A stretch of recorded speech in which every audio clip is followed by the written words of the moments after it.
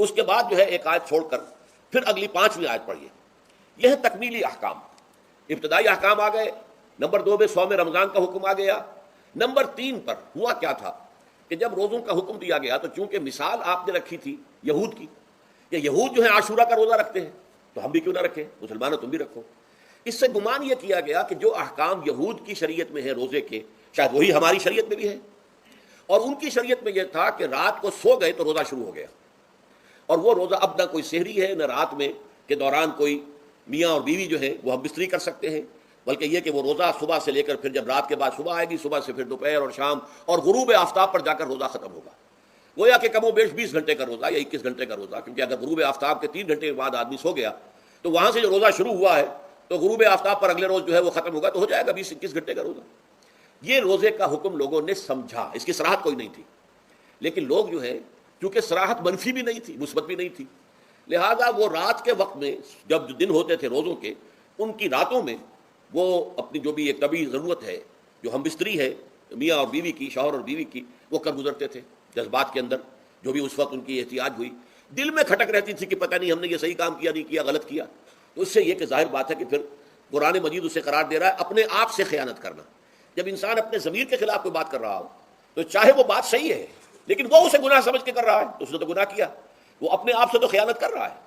ایک شخص ہے وہ بکری کا گوشت کھا رہا ہے لیکن سمجھتا یہ کہ یہ سور کا گوشت ہے, تو اس نے تو سور ہی کا کھایا نا, اس نے بکری کا تو نہیں کھایا, لیکن اس نے سمجھا یہ کہ یہ سور کا گوشت کھا رہا ہے. تو اس حوالے سے ایک دغدغہ سا دل میں رہتا تھا, پریشانی. تو اب جو یہ 5ویں آیت ہے, طویل ترین آیت ہے اس سلسلے کی, اس میں روزے کے تکمیلی احکام آ گئے جو ابدی ہیں, آج تک قائم ہیں اور قیامت تک قائم رہیں گے.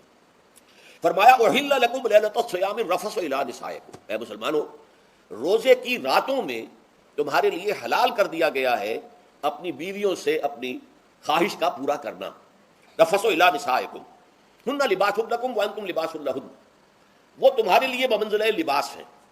جیسے لباس کے اور انسان کے بدن کے درمیان کوئی حجاب نہیں ہوتا, ایسے ہی شوہر اور بیوی کے درمیان بھی کوئی حجاب نہیں رہتا. ہن لباس لکم وانتم لباس لہن.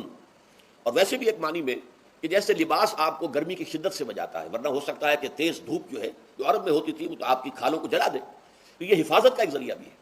اسی طریقے سے شوہر کے لیے بیوی اپنی عفت و عصمت کو برقرار رکھنے کے لیے ایک ذریعہ ہے کہ کہیں حرام میں منہ نہ مارے, بیوی موجود ہے, حلال ذریعے سے اپنی خواہش پوری کرے. اور بیوی کے لیے شوہر اسی طریقے سے ایک ڈھال بن جاتا ہے کہ اسے خام خواہ ادھر ادھر دیکھنے کا کوئی خیال بھی کبھی نہ آئے, اس کی جو بھی نفسانی خواہش ہے اس کی شوہر پورا کر رہا ہے. تو اس اعتبار سے بھی ہن لباس لکم وانتم لباس لہن.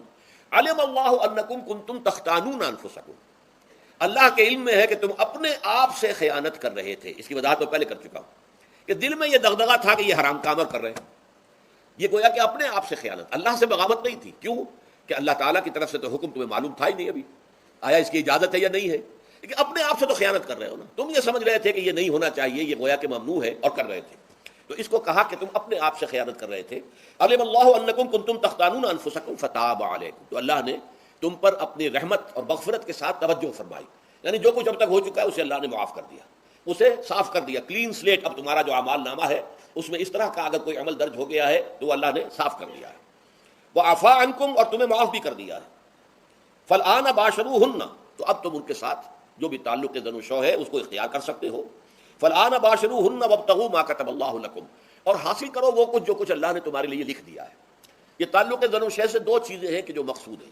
ایک تو سب جانتے ہیں اولاد, ہر انسان کی خواہش ہوتی ہے کہ میری نسل کا تسلسل باقی رہے, لیکن نمبر 2 ایک شے اور ہے, قرآن مجید میں بیان کیا گیا, بلے تسکنوا الیہا, اس میں ایک سکون ہے, اس میں جو بھی ہے جو بھی عمل ہے مباشرت کا, اس میں ایک اعصابی طور پر سکون کی کیفیت